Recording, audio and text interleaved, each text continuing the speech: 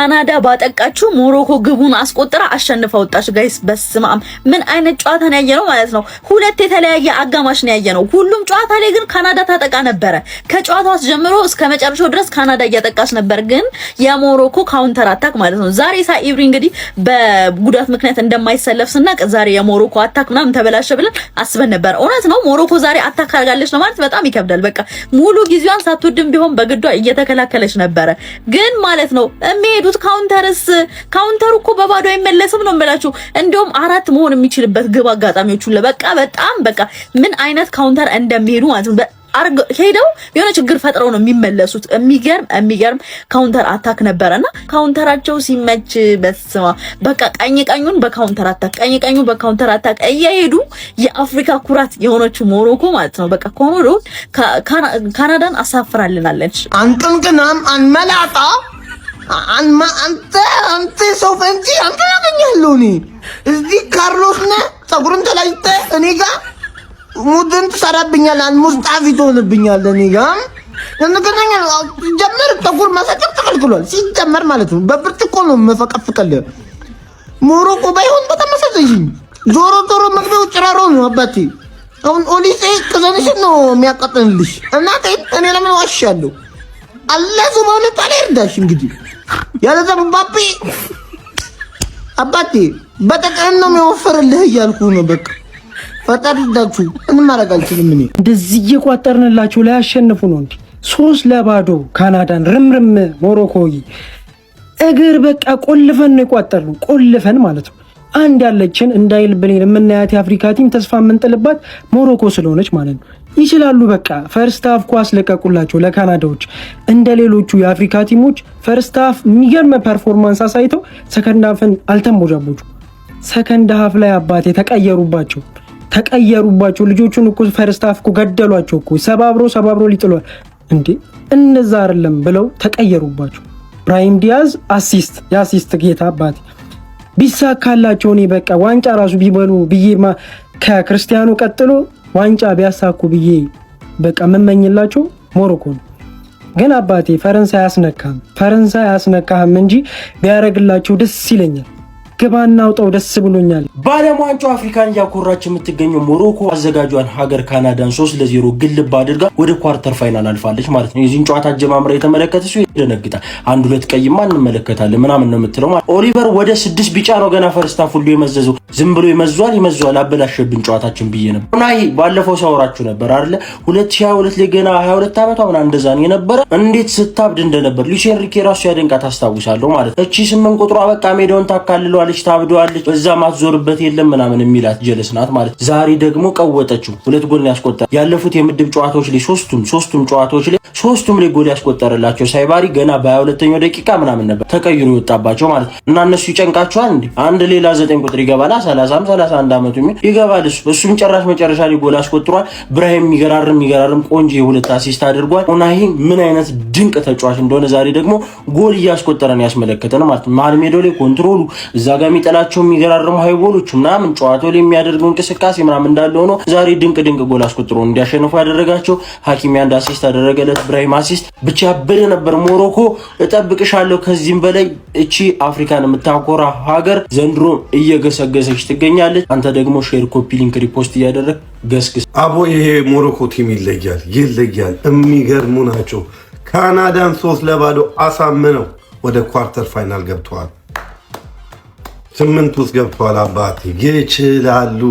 ከ8 ቲሞች ውስጥ አንድ አፍሪካዊት ሀገር አግኝተናል። ሞሮኮ ግብጽ ከአርጀንቲና ነው።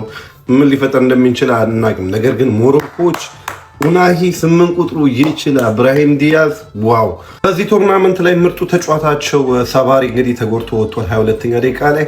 ነገር ግን ችግር የለም ኡናሂ አለ። ኡናሂ 2 ጎል አስቆጥሮላቸዋል።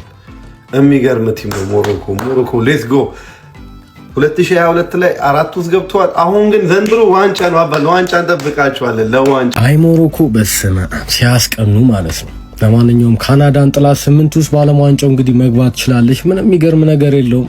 ያለፈው 2022 የኳታሩ ዓለም ዋንጫ ላይ 4 ውስጥ ገብታ በፍራንስ ነበር የወደቀችው ማለት ነውና በጣም ኤክስፒሪየንስ ናቸው። ላይክ ፈርስት 20 ሚኒት ምናምን ካያችኋቸው ካናዳዎች በጣም አሪፍ ፕሬስ እያደረጉ ነበር። ኮምፓክት ለመሆን እየሞከሩ ነበር። በጣም አስቸግሯቸው ነበረ ማለት ነው። ግን ከባዶች ናቸው። ያን አዳፕት አደረጉት ምናምን። አይዘዲን ኡናይና ብራሂም ዲያዝ መሀል ሜዳው ላይ በቃ የሚገርም ዶሚናንስ አሳይተዋል ማለት ነው። ከዛ በኋላ ኡናይ የጊሮናው ሚድፊልደር ማለት ነው 2 ጎሎችን አስቆጥሯል። ግን ለሐኪሚ ግን ቃል የለኝም። በቃ የሞሮኮ አሁንም በቃ የሞሮኮ ኒኩለር በለው ማለት ነው። እንደ ኒኩለር ዌፐን ነው እየተጠቀሙት ያሉት ሐኪሚ። በፊትም ቢሆን የትራዲሽናል ራይት ባክ ምናምን አይደለም፣ እንደ ኤክስትራ ዊንገር እያገለገለ ነበር ዛሬም እና በደንብ ኦቨርላፕ እያደረገ ነበረ። የሚገርመው ኢቭን ወደ መሀሉ ላይ እየገባ ነበር እና መሀል ሜዳውን በደንብ ፕሮቴክት እያደረገው ነበረ። በቃ እኔ በጣም ትልቁን ተጽዕኖ የፈጠረው እሱ ነበር። የካናዳዎቹን የነሱን ሌፍት ሳይድ በቃ ብጥብጥ አድርጎታል ማለት ነው። ምንም አይነት ካያቸዋቸው አሪፍ ሲጫወቱ የነበሩ ቲም ከዛ በኋላ ምን እንደሚያደርጉ ዲሲሽኖቻቸው በሙሉ በጣም አስቂኝ ሆነው ነበርና የሐኪሚ ስራ ነው። ብሶት የወለደው የሞሮኮ እሳተ ነበልባል ብሔራዊ ቡድን ምንድናችሁ? ከፖርቱጋል ቀጥዬ የኢራን ደጋፊ ነበርኩ። ኢራን መንገድ ላይ ጥላኝ ሄዳለች። ስለዚህ የሞሮኮ ነኝ። አንገናኝም አይደል? እርስ በራስ ከ4 ዓመት በፊት ያስቀየማችሁትን አልረሳሁትም። ዘንድሮም አለን። አፍሪካዊ እኮ አትመስሉም።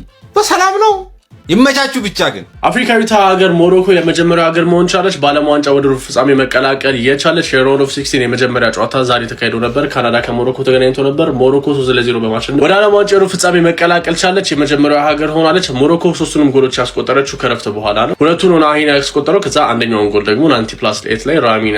ኧረ ሰዎች አፍሪካን መወከል የምትችል ብቸኛዋ ቲም ሞሮኮ ናት። ይኸውልህ ግብጽ ምናምን እንዳትለኝ፣ ግብጽ ቀጣይ ልትወርቅ ትችላለች።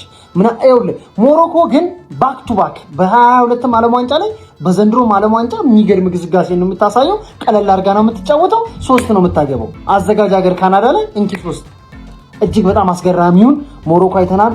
ዲያዝ እየካሳቸው ያለ ነው የሚመስለው። ብራሂም ዲያዝ እየካሳቸው በቃ አፍሪካ ዋንጫ ላይ ለሰራው ስህተት ይሄው መካሻ። ዛሬ 2 አሲስት፣ ቆንጆ አሲስቶች። የሚገርም ጨዋታ ነበረ። ሞሮኮን ያላችሁ የታለ እጃችሁ? እስቲ ለአፍሪካዊቷ ጀግና ሀገር አንዴ ዋው! አንደ ቀደቁት ነው ማለት 3-0። አቤት እንዲቻላል ካናዳን ቀጥቀጥ።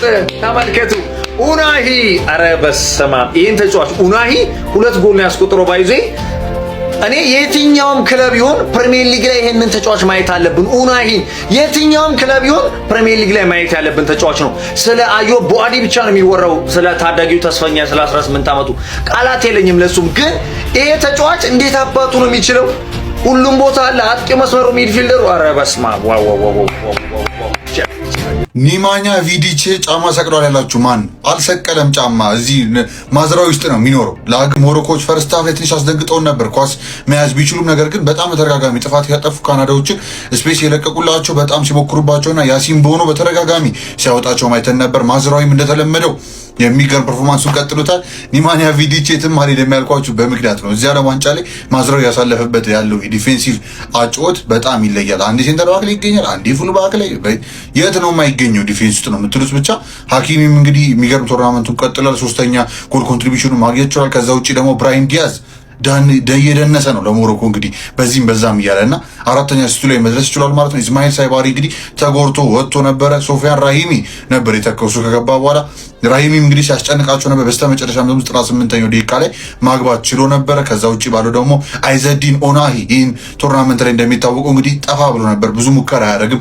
በቃ የሞሮኮን ሚድፊልዱን ባላንስ ለመጨመር ዲፖ ነው ነበር ሲጩት የነበረውና አሁን ግን ለየት ባለ መልኩ ራሱ እንግዲህ አክሽን እየወሰደ ከእንዳያውስቱ እንግዲህ ከሐኪም የተቀበለውን የመጀመሪያውን ከፍሪኪን ኳስ እሱ ማስቆጣቸው ነበረ። ሁለተኛው ላይ ደግሞ ራሱ በተገኘበት እንግዲህ ቦክስ ውስጥ የተገኘበት መንገድ ለየት ይል ነበር። ብራሂም የሰጠውን ኳስ ቀርቅሮት ነበር ባሉ የመጀመሪያው ራውንድ ኦፍ 16 ጨዋታ በዚህ መልኩ ተጠናቋል። ነገር ግን ስለዚህ ጨዋታ በደንብ ብዙ ማውራታችን በፊት የዓለም ዋንጫ ጉዳይ ድንገት ያመልጣችሁ ከሆነ በየትኛው በተለያየ ምክንያት እያንዳንዱ ጨዋታ እዚህ እንደመሰማመጣላችሁ እሱ መጫ እንዳይረሳ ሀሳባችሁ ኮሜንት ያስቀምጣችሁ፣ ኮፒ ሊንክ ይደረግ። እናም ደግሞ ኮሜንት ላይ ቮት አስቀምጥላችኋለሁ። ያው ፍራንስ ያልፋል ብለን ገምታል ከባራጓይ ጋር ኦብቪየስሊ እና እሱ ተከትሎ ፍራንስ እና ሞሮኮ የሚያደርጉት ጨዋታ ሞሮኮ ግን እድል አላት ብላችሁ ታስባላችሁ? እንደዚህ አይነት ጥፋት እያጠፋው 3-0 ስለጨረሰ ሰው ምንም ላይል ይችላል። ግን ጨዋታው ለተመለከተ ሰው ምን አይነት ጫና ውስጥ መግባት እንደቻሉ በካናዳ አይተናልና እንደዚህ አይነት ጫና ካናዳ መፍጠር የሚችል ከሆነ ፍራንስ ደግሞ ምን ሊያመጣ እንደሚችል ታሳቢነት መክተት አለብን ብዬ አምናለሁ። ሞሮኮ አፍሪካን በክብር ስላስጠራችሁልን ትክክለኛ አፍሪካ ተወካይ ስለሆናችሁ እንኳን ደስ አላችሁ፣ እናመሰግናለን። በትክክል ሪፕሬዘንት ስላደረጋችሁን ምርጥ 8 ውስጥ ገብቷል። ካናዳ 3-0 ጽድት አድርጎ ነው ያሸነፉት። የሚገራርም ጎል ነበር ያገቡት። ጌሙንም በቃ ልክ እንደ ማለት ነው ትክክለኛ ሱፔሪየር ቲም ኮንትሮል አድርጎት ነው የወጡት በቃ ጌሙ ማለት ነውና ሞሮኮና ትክክለኛ አፍሪካ ተወካይ ሲጀመር ማለት ነው። እኔ እንደውም አሁን አፍሪካ ሻምፒዮን ብትባረሱ አይደብረኝም። የምሬ ነው። መጀመሪያ አካባቢ እንቋጥርባታለን ምናምን ተባብለን ነበር። ያው ብዙ ጊዜ አፍሪካ አይደለም ምናምን ይላሉ በሚለው ማለት ነው። ግን ትክክለኛ አፍሪካ ተወካይ ሞሮኮ ነች በዚህ ሰዓትና 8 ውስጥም ገብታለችና በጣም ትልቅ ታሪክ ነው። እንግዲህ አምና 4 ላይ ወደቁት ታስታውሳላችሁና አሁንም እዛ ደርሰዋልና ምን ያህል የሞሮኮ ኳስ ከአፍሪካ አንድ ደረጃ ከፍ ብሎ ከአውሮፓዎቹ ጎራ እንደተቃረበ ማየት ትችላላችሁና